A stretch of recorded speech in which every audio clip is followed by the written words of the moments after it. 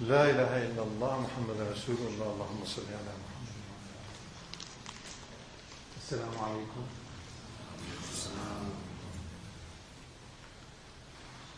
بسم الله الرحمن الرحيم والصلاة والسلام على سيدنا محمد وعلى آله وأصحابه المنتجبين. I'd like to share with you today the most important issue in life, especially in the life of a Muslim or a mu'min. And that is the meaning and the purpose and the way to perform ibadah. Allah Azza wa Jal declares in the Quran, Bismillah ar-Rahman ar-Rahim, وَمَا خَلَقْتُ الْجِنَّ وَالْإِنسَ إِلَّا لِيَعْبُدُونَ. The jinn and the ins, us human beings, have not been created except to perform, live a life of worship. That is the most important element in our life. Now, I would like to share with you initially a very brief introduction into the meaning of the ibadah and the natural tendency we have to love something and to worship and to adore and to be passionate about it. After the introduction, I'll give you the main body of the issue of ibadah. What is ibadah? Why do we do ibadah? To whom are we doing ibadah? And what is the outcome of ibadah? Then I'll end up very briefly telling you, sharing with you, exchanging the truth that if ibadah is performed in its fullness, with the right intention, with the right attention, in every appropriate way in it, then there will be transformation. Then you are not the same person as you were before. As Allah says, خَلْقٌ آخر, خَلْقٌ جَدِيد. You're not the same. To begin with, we all are brought into this world as a tiny little entity, as a newly born baby. Knows nothing, has no mind, has no personality. It just grasps for one thing, and that is sustaining provision. So somehow, genetically, subgenetically, otherwise, this baby is programmed for continuing the immediate need of nourishment. It goes straight to the nipple. It starts sucking the milk. And then the other elements of the creature, these elements are to do with the vegetative side. As you know, a few million and billions of years ago, there was nothing on this planet except few vegetables, few tiny little plants, minute, some of them, then grew, and then eventually we had bigger plants and trees and flowers and so on, which is much more recent. So we have the vegetative side of it, sucking food from the earth, digesting it, growing and expelling, and reproducing. Then the animal side in us, all of these plus mobility, plus a mind, which grows with the baby. By the time he or she in their teens, they have an intellect. They can reason. You can discuss with them. They've got aql. They have memory. And that memory is a helpful reference. Was I in this situation before? What can I do now? So until such time we grow to be old, then with that comes wisdom. Is it the right place? Is it the right time? Is it... All of us human beings, no matter from what background, what culture, what religion, we want goodness. Everybody wants a life that is good and will continue to be good. It's not goodness for 5 minutes. You are given oxygen for 2 minutes a day. Now, can you imagine if our amazing system, the autonomic system of breathing and moving and all of that suddenly stops every now and then? Every hour, we have 5 minutes that you're not going to breathe. Can you imagine what you're going to do? You will not drive, you will not talk, because you don't know when it's going to hit you. Can you imagine in the middle of a Johannesburg street, suddenly the 5 minutes has come and you cannot move? We want goodness that lasts. It's no use goodness once in a while. You know, I call that management by mushroom. Keep them in the dark and throw some manure on them every now and then. Not good enough. That is why the Prophet ﷺ insisted upon sadaqatun jariyah, that goodness that continues. Little goodness that continues is better than big goodness than just stop. Why? Because the everlasting light is in our heart. And baqi is in the heart. So you and I and he and she and everybody, we love al-baqi. We want it to continue. Only when you wake up truly, through ibadah, you know that your ruh, which is your real you, never ever dies. The entire teachings of our path, the entire business of Islam, Iman, Ihsan, is based on these two issues. One is that there is only one. La ilaha illahu. None other than one. If you see shadows, they do exist only to reflect the light of the one. Otherwise, the shadows will only confuse you, will only take you, this is good, that is bad, but what was good yesterday is bad today. From hero to zero. Ping, ping, ping, ping. We want to have a reference that is ever reliable. We want a nur that has no shadow. That's called nurun ala nur, nur al-anwar. Allah nur al-samawat. So the word ibadah in Arabic implies many similar related issues. They mean worship, they mean to idolize, they mean to serve.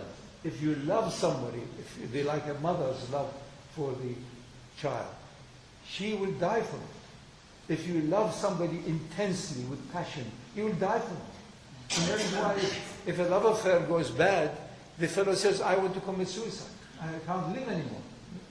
It is that you have given up. What have you given up? It is the nafs.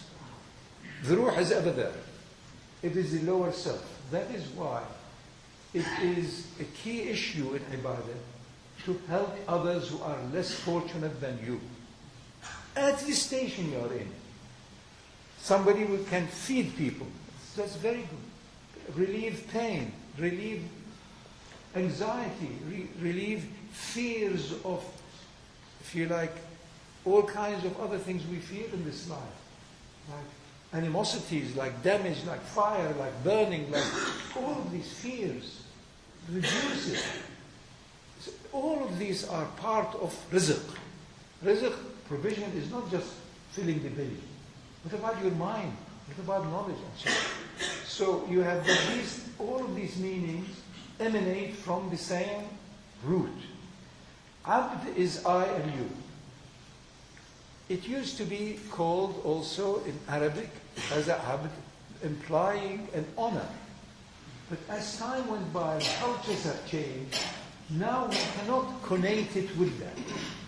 There are certain terms in the Quran that 1400 years ago, because of the culture, meant slightly different nuance than now. And then there is ma'bad. Ma'bad is a place of worship. And then, of course, the ma'bud. He who is worshipped. Allah Azza wa Jalla. Everything returns to Allah. Everything emanates from Allah. Everything is sustained by Allah. And look at the perfection and the beauty of the Quran. There are more than 600 verses that the word abd or ibadah or derivatives appear. And there are 20, I'll only read 3 ayahs of these 20. وَلَقَدْ بَعَثْنَا فِي كُلِّ أُمَّةٍ رَسُولًا أَنِ اعْبُدُوا اللَّهِ. And in every people they've had a messenger. Worship Allah. وَإِلَى ثَمُودَ أَخَاهُمْ صَالِحًا قَالَ يَا قَوْمَ اعْبُدُوا اللَّهِ. Allah is telling us these are the different prophets to different people. إِنَّ هَذِهِ أُمَّتُكُمْ أُمَّةٌ وَاحِدَةٌ وَأَنَا رَبُّكُمْ فَاعْبُدُونَ. This is a great declaration. Human beings are one beings. They are all the children of Adam. And Allah declares, and I am your Lord. So adore me, worship me. Now we come, who are we adoring? How do we adore? As you all know, we have these wonderful lists of Asma al-Husna and other names, which are more than that, in the Quran and elsewhere, that we adore. We all love power, Al-Qawi. We all love to be self-sufficient, Al-Ghani. We all love to know, Al-Alim. We all love these names. Now, our great scholars have given us that all of these attributes that we human beings love, and therefore we can worship, can be reduced to 7 key attributes. And they are Al-Hayy. If you think of the industry in this world, one of the biggest industries is health, is helping people to reduce pain. It is Al-Hayy, to improve life, continue life. And then we have Al-Qadir, Qudra, ability. How much we do exercise, we want health, we want, so that you are able. And then we have will. All of us are pursuing in this life some will or another. Irada, you want to be well, you want to be with good people, you want to. So al-murid, this is another, we all have some expectation, some desire. And then we all want ilm. And that's al-alim, ilm is at every level. What am I doing? Who am I? Is it the right thing? Is it the right formula? And then we all want to connect to as-sami'. We want to hear. One of the biggest industries in this time is to hear what's going on. Look at the, for example, telecommunication system and all of the other entertainment. Al-Basir, to see. All of what we have is Sami' and Basir, is maybe 1/3 of our activities is based. Have you seen it? I want to see that play or this, and so on.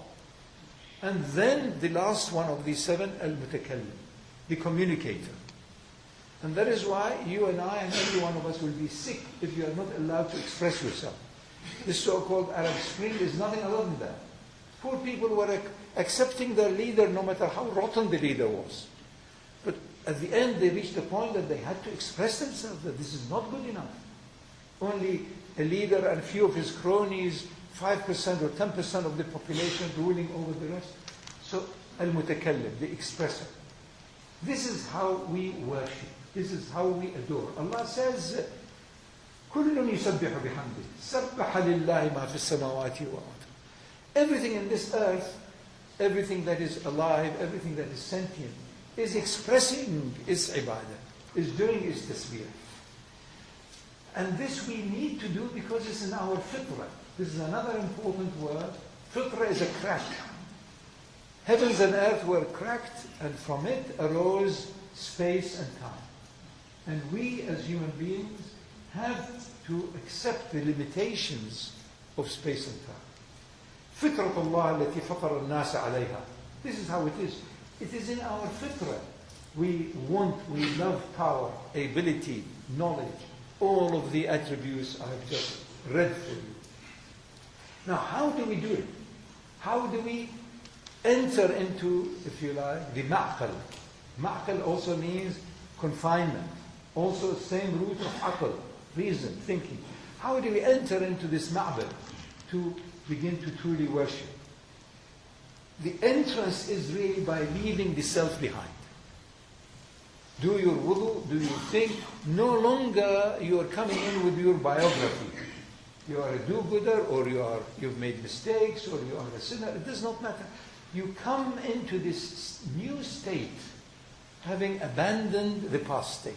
How can you come out of your sleep into wakefulness, which we all like and call it real life? What is so real about this? What is so real? What comes after your death? What was real when you were for 9 months in the womb? It is ghaib and shahada. They are ever connected. And alam al-shahada is a portion, a small portion of alam al-ghaib. The same thing as this universe. A small percentage of this universe is matter. Maybe 4%. And it's estimated more than 70 or maybe 74% of it is dark matter, unknown. Same thing with energy. Almost the same amount is dark energy, unknown. So is the unknown. How much do you know? How many things, projects, transactions, trades, you and I and others have done, and it turned out to be the worst thing you have done? Because we didn't know. We don't know what's next. So Allah puts us all in situations so that we truly, as many of us reach this point during the last few days of the month of fasting, we can genuinely from our heart say, La hawla wa la quwwata illa billah. There is no possibility of any power or any knowledge or any direction except by Allah. So you begin to acknowledge that nur, that great, unfathomable entity, that al-Rabbaniyah, encompasses all what we know and what we don't. So formal ibadah, as we do, whether it is salat, sawm, hajj, zakat, amr bil ma'ruf, all of these things, these are necessary outer conditions. We have to act appropriately. Iman, you trust that Allah is there and Allah will guide us. And ihsan, you know that you and I, the more we do the best we can, the better you feel, the more wholesome you are. All of these are towards transformation. It begins with information, by tongue, say, La ilaha illallah. And then by aql, by your mind, by your reason, you know there is none other than one entity. From it comes countless realities. The realm that we are awake. This is one reality. The realm that you are asleep. The realm that you are hallucinating. The realm that you are well or ill or in this world or in the next. Our deen is based on that oneness and based on the news that the next life is not subject to the clock, not subject to the same time. One day as we count is like 1,000 years in the way of Allah Azza wa Jalla, or 50,000 years, to show us that this time is relative. So don't run all the time for more.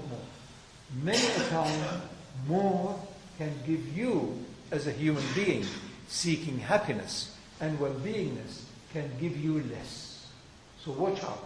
Your mizan is different to Allah's mizan. And the Qur'an's name is also mizan. Are you doing enough for your akhirah? Are you ready now to leave this world cheerfully? Or are you sorry? Are you ready to stay 20 more years, 50 more years? Or instantly the air goes in, may not come out. Every instant we are given a chance. This is the ultimate, if you like, of ibadah. There are a few issues here. Allah warns us here on perverted ibadah. Here you have قالوا وجدنا آباؤنا لها عابدين ما يعبدون إلا كما يعبد آباؤهم من قبل. This is all to do with idol worship. Idol worship is not just a stone. Wake up. A stone is easy to throw away. But what about your love for your reputation? What about your love for more spare money or more insurance? What about your love if only you can have that other house and that other car and that... What about these? On these idols, they're more difficult to crush and throw away than the stone. So watch out for this habit, because the Quran reminds us that they say this is how we found our fathers. This is how the provision, this is how it was in the past. Why do we like that continuity? It's because the nur of Allah in my heart is ever continuous. So I think the continuity of the past is a good thing. Sometimes it is, sometimes it is not. The deen of Islam was not new. It came to purify what was before, to throw away a lot of things that came to the Abrahamic traditions, to its purification, and reinforce some of the good things. So you can't simply say this is how we found our previous generations on. They may have been very wrong. Most of the population in the world, until a very short while ago, in fact, thought that the Earth is the center of the universe. When Galileo, 300 odd years ago, began to mutter that it may not be, he was ostracized. And not until a few years ago, they apologized that no, this fellow was right and the entire population was wrong. So don't simply say because there are more people, there are more wrong people also.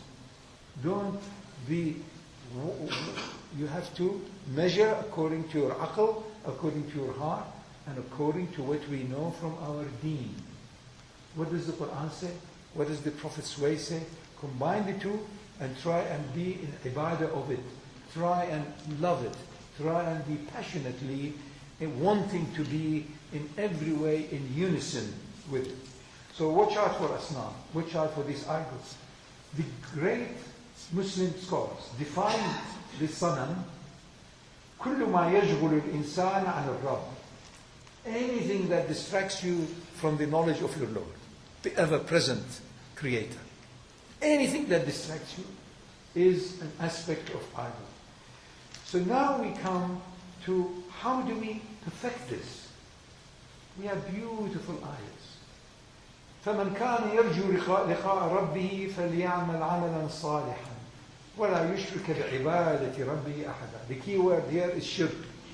And he who truly wants to know the truth of the presence of the one Lord, of the one Rabb, of Allah Azza wa Jal, let him do good action. What's a good action? One of the first simple good actions is to be reasonably correct with your friends, to be helpful, to see what is it their needs. Feed some people. Look after the children, the orphans, the old women, the mothers, the others. Humanity, until such time you find your good action moves from the outer to the inner. Many people can help others by material. Not everybody else can help them with their heart. Not everybody else can help them with softening the heart. One of the biggest tragedies of our modern time is excessive calculation in the mind, therefore the hearts are mostly dead. This is one of the biggest tragedies that you find more and more in our time. 200-300 years ago, when people were all the time on the edge of starvation or death through fire, through famine, through pestilence, through sickness, they would often be generous. Even now, if you go amongst the poor people, you find there is generosity because they are aware that any minute they may die. But wealthier people, the more wealth they have generally, you find the danger of their heart being closed is there. And every now and then big events take place and suddenly for a few days they are generous. So you need to, if you are on a collecting mission, get them during those days. Because if you miss those days, you have missed it. That's why I made the other day some nice arrangement for a few people. Say, which are the best days of the month of Ramadan can you approach for charity? And the consensus was around the third week, because by then they are weakened enough. But the fourth week they see it's nearly ending. So no, start calculating. So now he's thinking of the holidays and other things. You see now he thinks so great he has had for a few days less stumping, killing the poor stomach and all of the other things. Now he's so proud. I've done it, and that's what it is. What sort of a frivolous deen is that? If it is not going to transform you, if it is not going to really make you aware all the time, day and night, that you are here temporarily as a barzakh. You've come from the unseen and you are returning back to the unseen. But this time with responsibility. Because you have been given the aql, you have been given reason, you have been given a qalb, you have your ruh, a ruh min amri rabbi. So you have been given the ultimate gift of gifts, which is that divine presence in you. All of us human beings, that is the good news. All of us have got an animal side in us, which can be curbed, and which can be groomed, which can be put in its place by reason, by aql, by awareness, and we have been given the divine presence, Allah's nur. What more can we get? That is Kawthar. One of the definitions of إِنَّا أَعْطَيْنَاكَ الْكَوْثَرَ. What more can you have than the nur of Allah? Then after that, فَصَلِّ لِرَبِّكَ وَانْحَرْ. And give up. Give in your self-concern. And this business of self-concern is repeats also in the Quran. أَهَمَّتْهُمْ أَنفُسَهُمْ. Watch out. You need to care for your body. You need to say like a donkey. You need to every now and then also pat it. You've done very well. But no more. Don't let the donkey on top of you. It is the ruh that makes you also know that it is a monkey and a donkey and a... But you are all of these and none of these. That is why insan can be lower than the lowest and can be higher than all the angels. Because that nur in you can truly give you that realization. And it is all about that realization. Then we come to the ultimate conclusion. After you are doing your ibadah as best as you can, wherever you are, with whoever can help you with that ibadah, until that presence, that hadrat al-Rabbaniyya, becomes inseparable from you. So then how can you lie? How can you cheat? How can you be munafiq?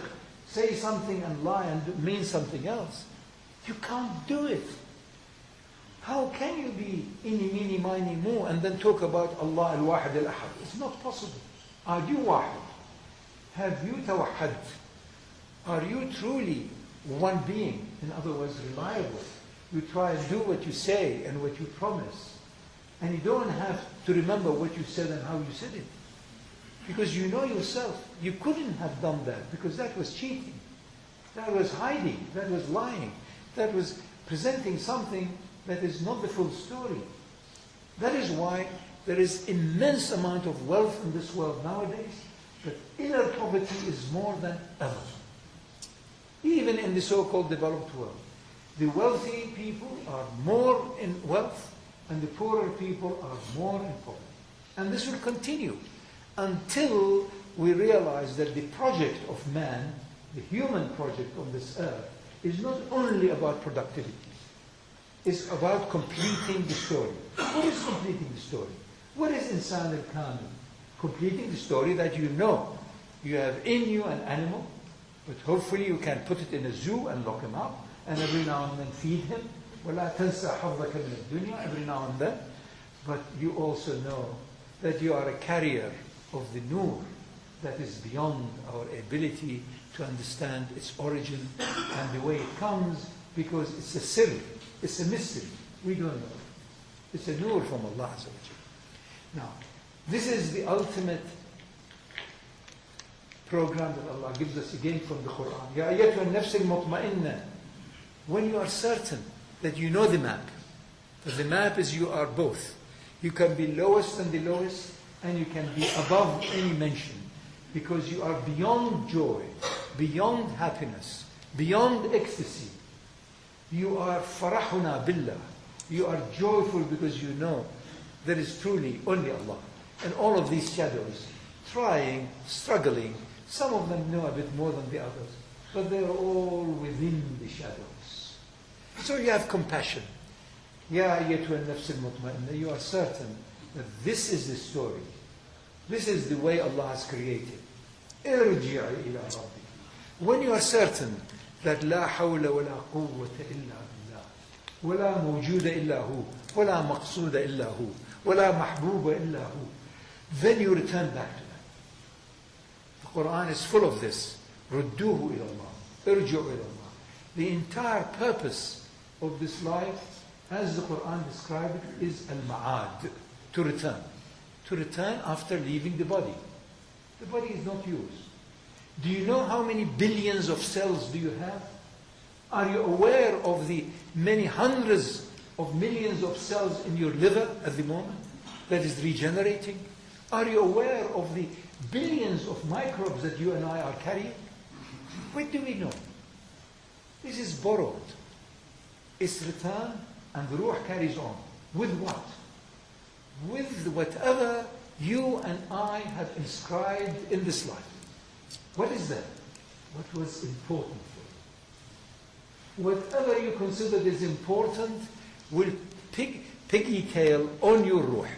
That is the hisab and the kitab and all of the other things that comes after death. This is what it is. So the less you have all of these encumbrances, the easier is your ruh. It will flow. It hasn't got a great deal of وَالْتَفَتِ السَّاقُ بِالسَّاقُ. It doesn't want to leave because it's scared. But once every minute, every day you have done your account, you're ready to leave, then your staying is part of Jannah. There are no less than 40, 50 ayahs where the Jannah described as it is in the Akhirah fully, but also here. You are tasting it here. There are ayah after ayah after ayah. Jannah is again from a root word of that which is in a way cannot be seen by the visible eye.